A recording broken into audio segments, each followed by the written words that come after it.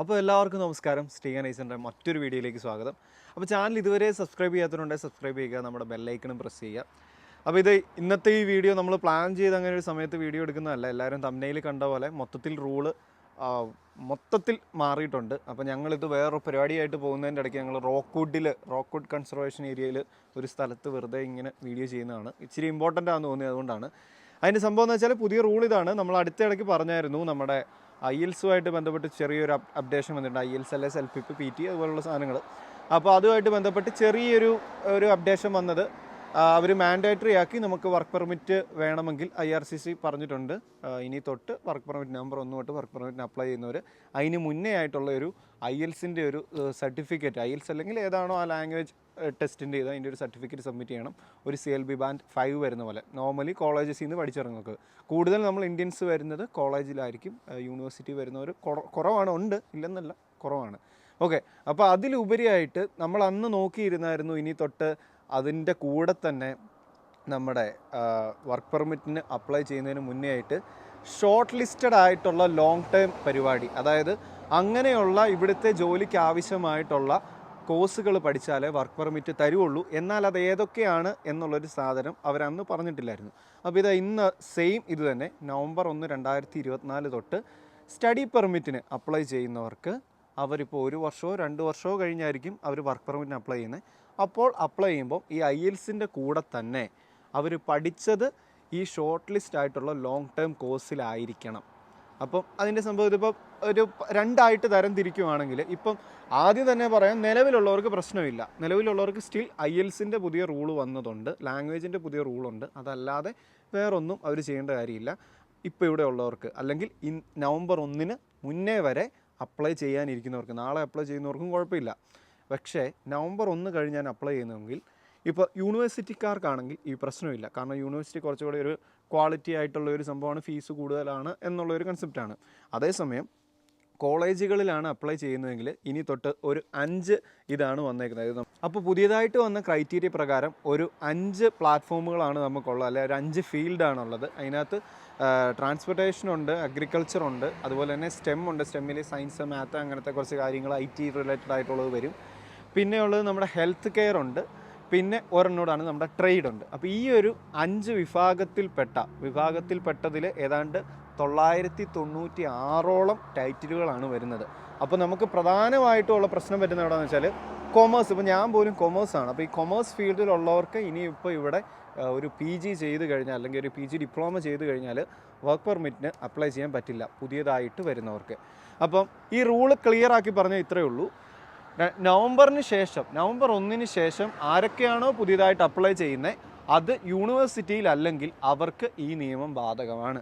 അതിന് മുന്നേ അപ്ലൈ ചെയ്തവർക്കും പ്രശ്നമില്ല, ഇപ്പോൾ ഇവിടെ ഉള്ളവർക്കും പ്രശ്നമില്ല. ഓക്കെ, അങ്ങനെ യൂണിവേഴ്സിറ്റിയിലാണെങ്കിൽ നവംബർ 1 കഴിഞ്ഞാലും ഈ പ്രശ്നം ബാധകമല്ല. അതേസമയം കോളേജസിലാണെങ്കിൽ ബാധകമാണ്. IELTS-ഉം ഈ പരിപാടിയും വേണം. അപ്പം ഇത് നമ്മൾ ഇത്രയും മാറുമെന്ന് ഞാൻ ഒട്ടും, ഇപ്പോൾ ഹോസ്പിറ്റാലിറ്റി ഒന്നും അതിനകത്ത് ഉൾപ്പെടുമെന്ന് എനിക്ക് തോന്നുന്നില്ല. അതുപോലെ തന്നെ കൊമേഴ്സിൻ്റെ ഒത്തിരി BBA, BCom ഒക്കെ പഠിച്ച ഒരുപാട് പേരുണ്ട്. അപ്പോൾ ഇതിൻ്റെ ഒരു സംഭവം ഇനി തൊട്ടപ്പോൾ സ്റ്റുഡൻസ്, എനിക്ക് തോന്നുന്നു കാനഡയിലോട്ട് വരുന്നതിലൊരു നല്ലൊരു വിഭാഗം ഇതുപോലെ നമ്മുടെ കൊമേഴ്സ് പഠിച്ച ഫീൽഡിലുള്ളവരാണ്. അപ്പോൾ അതിലൊരു നല്ല കുറവ് വരും.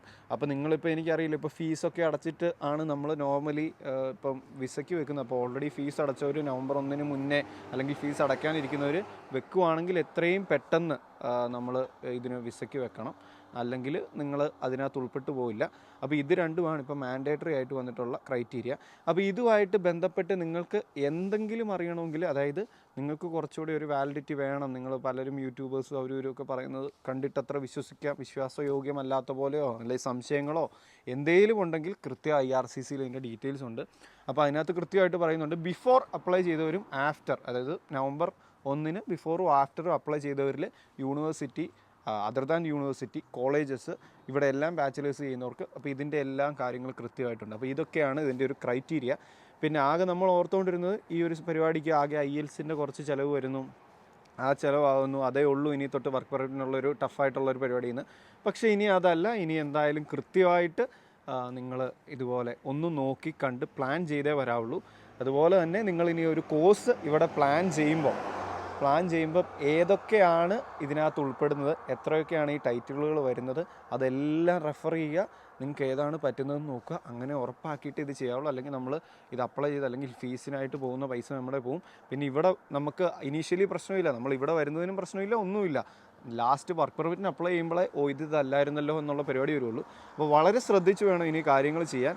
അപ്പോൾ ആ കാര്യം എല്ലാവരും എന്തായാലും മറക്കാതെ ശ്രദ്ധിക്കുക. അപ്പോൾ ഇതൊരു ക്വിക്ക് അപ്ഡേറ്റ് പോലെ തരണമെന്ന് തോന്നി. അപ്പോൾ കൂടുതലായിട്ട് ഇതിൻ്റെ ഇനിയിപ്പോൾ ആകെ വരാനുള്ള സ്പോർട്സ് വിസയുടെ കാര്യങ്ങളിലെ കുറച്ച് അപ്ഡേഷൻസ് വരാനുണ്ട്, അങ്ങനെയൊക്കെയാണ്. അപ്പോൾ എന്തായാലും ഇത്രയൊക്കെയാണ് നമ്മുടെ ഇന്നത്തെ വിശേഷങ്ങൾ. അപ്പോൾ ഇതുമായിട്ട് ബന്ധപ്പെട്ട് കൂടുതൽ എന്തെങ്കിലും അറിയുവാണെങ്കിൽ അറിയിക്കുന്നതായിരിക്കും. അതുപോലെ ഇപ്പോൾ ഇവിടെ ഉള്ളവർ എന്തായാലും ടെൻഷൻ അടിക്കേണ്ട, വേറെ സീനൊന്നുമില്ല, എല്ലാം ഓക്കെയാണ്. ഇപ്പോൾ പണ്ടൊക്കെ നമ്മൾ PR പേടിച്ചിരുന്നതായിരുന്നു, ഇപ്പോൾ വർക്ക് പെർമിറ്റ് പേടിക്കേണ്ട ഒരു അവസ്ഥയിലേക്ക് കാര്യങ്ങൾ എത്തിയിട്ടുണ്ട്. അപ്പോൾ ഇതിനോട് ഇപ്പോൾ നമ്മളിപ്പോൾ ഇവിടെ വെച്ച് ചിന്തിക്കുമ്പോൾ നമുക്ക് പറയാൻ പറ്റുന്നത്, ഇതിപ്പോൾ നമ്മൾ ഒറ്റയടിക്ക് ഇത് പറയുമ്പോഴും ഇവിടുത്തെ ഒട്ടുമിക്ക കോളേജസിലും, ഇന്ത്യൻസ് ഉള്ള കോളേജസിലും നമ്മൾ ഈ പറഞ്ഞ കൊമേഴ്സ് കോഴ്സുകളിലാണ് നിറച്ച ആളുള്ളത്. അപ്പോൾ അങ്ങനത്തെ ഈ പബ്ലിക് കോളേജസിലൊക്കെ സ്റ്റുഡൻസ് വളരെ കുറവാകും. അത് വേറൊരു സീനിലേക്ക് പോകുന്ന ഒരു പരിപാടിയാണ്. അപ്പോൾ എന്തായാലും നോക്കിയും കണ്ടും നല്ലപോലെ പ്ലാൻ ചെയ്ത് സേഫാക്കി എന്നാൽ വരാൻ ഉറപ്പിച്ച ആളാണ്. നവംബർ 1 മുന്നേ അപ്ലൈ ചെയ്ത് ഉറപ്പായിട്ടും വരുത്താൻ നോക്കുക. ഓക്കെ, അപ്പോൾ എന്തെങ്കിലും സംശയങ്ങളും കാര്യങ്ങളും ഒക്കെ ഉണ്ടെങ്കിൽ കമൻറ്റിൽ ചോദിക്കാവുന്നതാണ്. ഇപ്പോൾ ഞാൻ പറഞ്ഞതിൽ കൂടുതൽ ആൾക്കാരൊക്കെ അറിയാമെങ്കിൽ കമൻറ്റിൽ മെൻഷൻ ചെയ്യാവുന്നതാണ്. ഓക്കെ, അപ്പോൾ എല്ലാവർക്കും ബൈ ബൈ. ഇച്ചിരി തണുപ്പൊക്കെ ഉണ്ട്. നമ്മുടെ വീഡിയോ എടുക്കുന്നത് നമ്മുടെ ഋഷിയാണ്. അപ്പോൾ ഋഷി ഇച്ചിരി നല്ല വിറച്ചാണ് നിൽക്കുന്നത്. അപ്പോൾ ഋഷിക്ക് നന്ദി. അപ്പോൾ എല്ലാവർക്കും ബൈ ബൈ. മറ്റൊരു അടിപൊളി എപ്പിസോഡിൽ വീണ്ടും കാണാം.